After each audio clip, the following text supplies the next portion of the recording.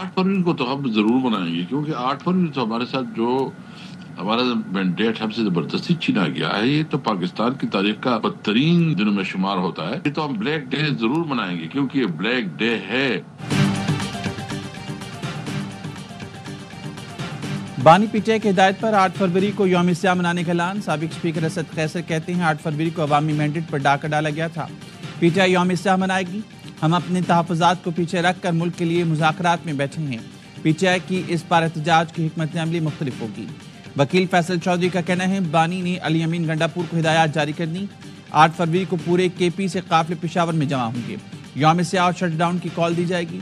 बानी ने कहा अलकादिर ट्रस्ट शरीफ खानदान के हत्थे नहीं चढ़ने देंगे। ये ना बिलावल हाउस है ना एवन फील्ड। अलकादिर यूनिवर्सिटी गरीबों की अमानत है, वापस उन तक पहुंचा कर दम लेंगे।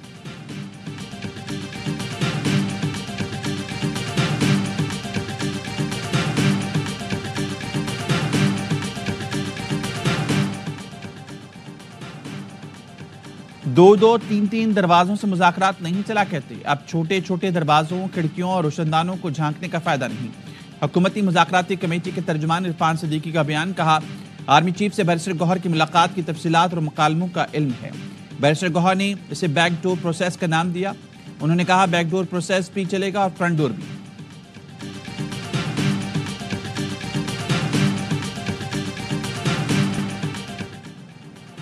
हुकूमत का बानी को अपील में ना जाने का मशवरा। पंजाब की सीनियर वजीर मरियम औरंगजेब का कहना है 190 million pound open and shut case है। मशवरा है फैसले के खिलाफ अपील में ना जाएं। बानी ने एनसीए को खत लिखकर जो गड्ढा खोदा उसमें खुद गिर गए। कहते हैं फैसले पर हैरानी नहीं हुई, चोर जब पकड़ा जाता है तो उसे हैरानी नहीं होती। अजम बुखारी ने कहा 190 मिलियन पाउंड की डील शहजाद अकबर और फराह गोगी ने मिलकर अंजाम तक पहुंचाई।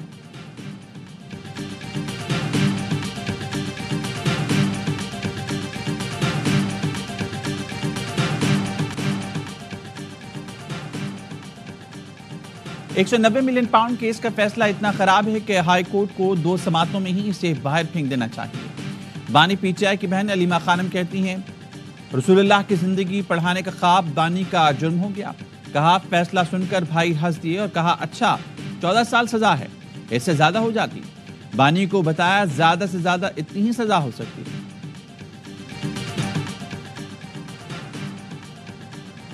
अलकादिर यूनिवर्सिटी में तलबा कार्टून देखते हैं, वज़ीर इत्तलात अता तारड़ का दावा। कहा सियासत से मजहब को दूर रखें। क्या क्रिकेट खेलते हुए भी मजहब का प्रचार करते थे? तहरीक इंसाफ अपनी चोरी छुपाने के लिए मजहब का इस्तेमाल करेगी। क्या चोरी के पैसे से मस्जिद या मदरसा बनाना जायज़ है? अता तारड़ ने अली अमीन गंडापुर को अच्छा आदमी और अपना दोस्त करार देते। कहा कैमरे के सामने पीटीआई वालों की मजबूरी है, कैमरे के पीछे हमसे शीरो शिखर होते हैं। 26वीं तरमीम पर भी साथ दिया, बाद में जेल में डांट खाई।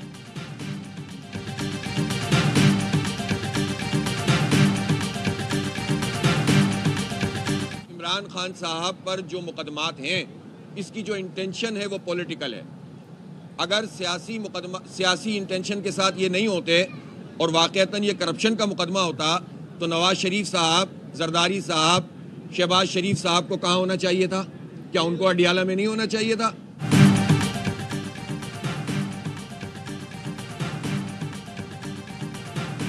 बानी पीटीआई पर मुकदमात सियासी हैं। ऐसा ना होता तो जरदारी, शहबाज शरीफ भी जेल में होते। सियासी बुनियादों पर बनाए गए मुकदमात खत्म होने चाहिए। सियासी इस्तेहकाम जरूरी है, हर कोई आईनी हदूद में काम करे। अमीर जमात इस्लामी हाफिज नीमुर रहमान कहते हैं कराची की सनतों को महंगी तरीन बिजली फराहम की जाती है कि इलेक्ट्रिक माफिया है जो कराची के अवाम का खून चूस रही है।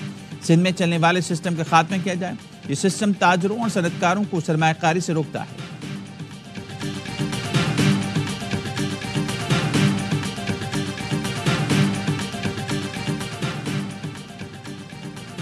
लोग वोट किसी को डालते हैं, कामयाब कोई और होता है। इस डमी असम्बली में बैठने की हमें कोई ख्वाहिश नहीं। मजबूत हुकूमत के बगैर मुल्क नहीं चल सकता। मैशत के आशारियों से कौम को बेवकूफ़ नहीं बनाया जा सकता। नाहिल हुक्मरान बताएं क्या कोई अलादीन का चिराग मिल गया है? मौलाना फजल रहमान कहते हैं शराफत से हमारी बात मान लो, ये मुल्क किसी के बाप की जागी नहीं। झूठ और धांधली से तो हसीना वाजिद भी जीत गई थी। हमने दलील और मोहब्बत से बालादस्त कुव्वतों को समझाया।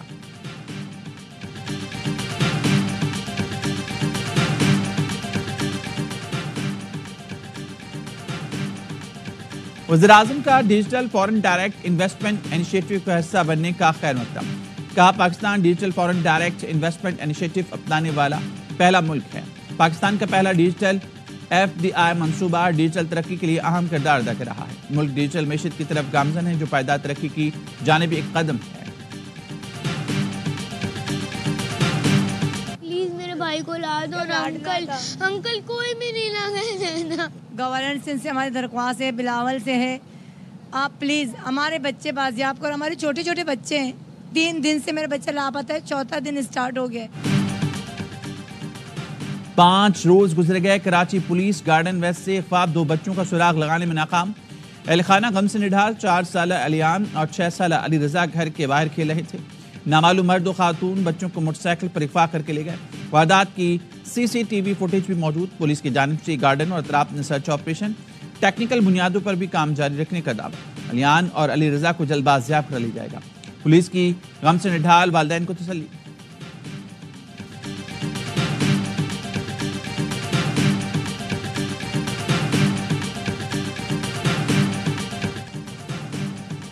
نارتھ کراچی سے لاپتہ 7 سال کے سارم کی لاش مل گئی. 11 روز سے لاپتہ بچے کی لاش اپارٹمنٹ کے ٹینک سے ملی. بچے کی گمشدگی کے بعد پولیس ورثاء اور اہل محلہ نے اس ٹینک کا کئی بار معائنہ کیا تھا. گزشتہ صبح چوکیدار نے بدبو آنے پر یونین کو اطلاع دی. والدین نے کپڑوں سے لاش شناخت کی. پانی کے ٹینک پر ڈھکن کی جگہ گتے کا ٹکڑا رکھا ہوا تھا. پولیس کا کہنا ہے بچہ ٹینک میں حادثاتی طور پر گرا یا پھینکا گیا. تحقیقات کر رہی ہیں. ابتدائی پوسٹ مارٹم میں سارم کے جسم پر کئی چوٹوں کے نشانات سامنے آئے. سارم کی نماز جنازہ ادا، لوگوں کی بڑی تعداد شریک ہوئی. ننا سارم 7 جنوری کو مدرسے جاتے ہوئے لاپتہ ہو گیا تھا.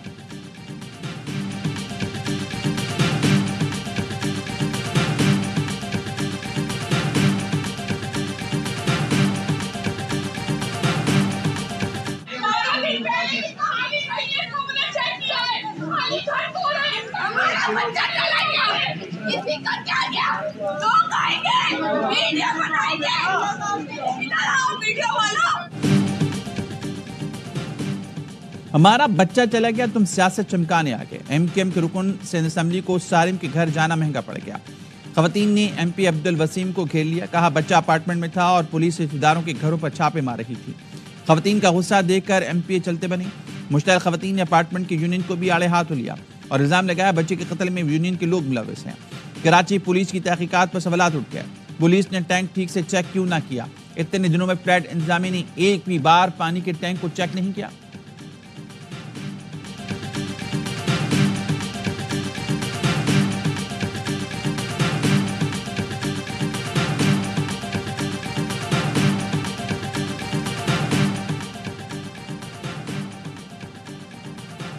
کراچی کے علاقے لیاری میں میران ناکہ قریب سلنڈر پھٹ گیا. 10 افراد زخمی ہو گئے.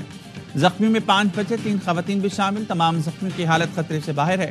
پولیس کا کہنا ہے سلنڈر ناقص تھا، ممکنہ طور پر گیس لیک ہو رہی تھی.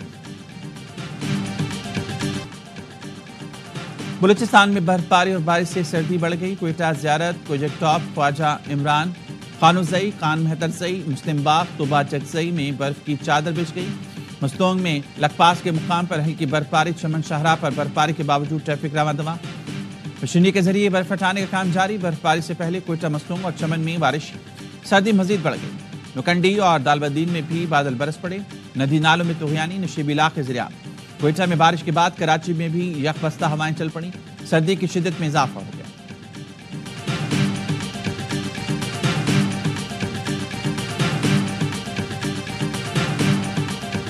ضلع کرم میں 4 مقامات پر آپریشن کیا جائے گا. ڈپٹی کمشنر کا کہنا ہے دہشت گردوں کا کرم سے صفایا کیا جائے گا.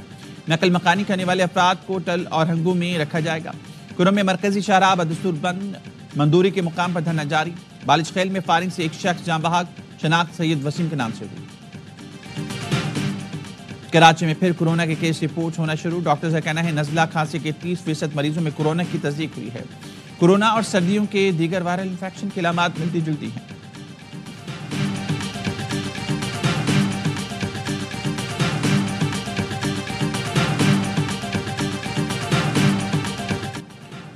کشتی حادثے میں پاکستانیوں کی ہلاکت. وزیراعظم کی جانب سے بنائی گئی تحقیقاتی کمیٹی مراکش روانہ. زندہ بچ جانے والے پاکستانیوں سے ملاقات کرے گی. ذرائع FIA کے مطابق ایڈیشنل سیکرٹری داخلہ سلمان چودھری کو تحقیقاتی ٹیم کا سربراہ مقرر کیا گیا. فعالیہ کے احتشام نے اسپین جانے کے لیے ایجنٹ کو 40 لاکھ روپے دیے تھے۔ جاں بحق 2 سگے بھائیوں سمیت 4 افراد کا تعلق فعالیہ سے تھا۔ کشتی حادثے میں جاں بحق 12 نوجوان گجرات کے رہائشی تھے۔ سیالکوٹ اور منڈی بہاؤالدین کے افراد بھی بہتر مستقبل کے لیے موریتانیہ گئے تھے۔ ایف آئی نے ابتدائی طور پر 3 مقدمات درج کر لیے۔ انسانی اسمگلرز اصغر اسامہ اور فرحانہ عثمان اور فادی گجر نامزد۔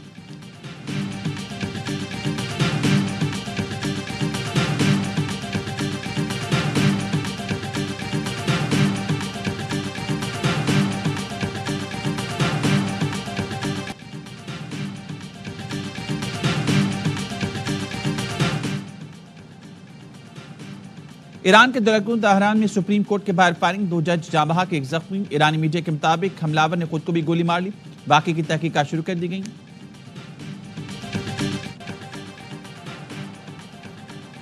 غزہ جنگ بندی معاہدے پر عمل درآمد آج سے شروع ہوگا۔ پہلے مرحلے میں قیدیوں کا تبادلہ ہوگا، 1 اسرائیلی کے بدلے 50 فلسطینی رہا کیے جائیں گے۔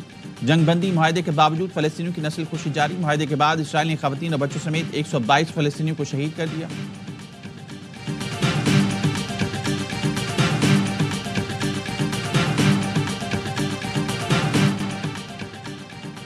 امریکی شہر لاس اینجلس میں لگی آگ 12 دن بعد بھی بے قابو، 27 افراد ہلاک ہو چکے، 100 سے زائد زخمی۔ شمالی کیلیفورنیا میں دنیا کے سب سے بڑے بیٹری پلانٹ کو بھی آگ نے لپیٹ میں لے لیا۔ پلانٹ میں لیتھیم بیٹری کا ذخیرہ موجود تھا۔ قریبی آبادیوں کو انخلا کی ہدایت۔ فائر فائٹرز کا کہنا ہے جنوبی علاقوں میں آگ پر قابو پا لیا، لیکن لینڈ سلائیڈنگ کا خدشہ ہے۔ حکام نے عمارتوں کا ملبہ ہٹانے پر پابندی لگا دی۔ آگ سے نقصانات کا تخمینہ $275 ارب لگا دیا گیا۔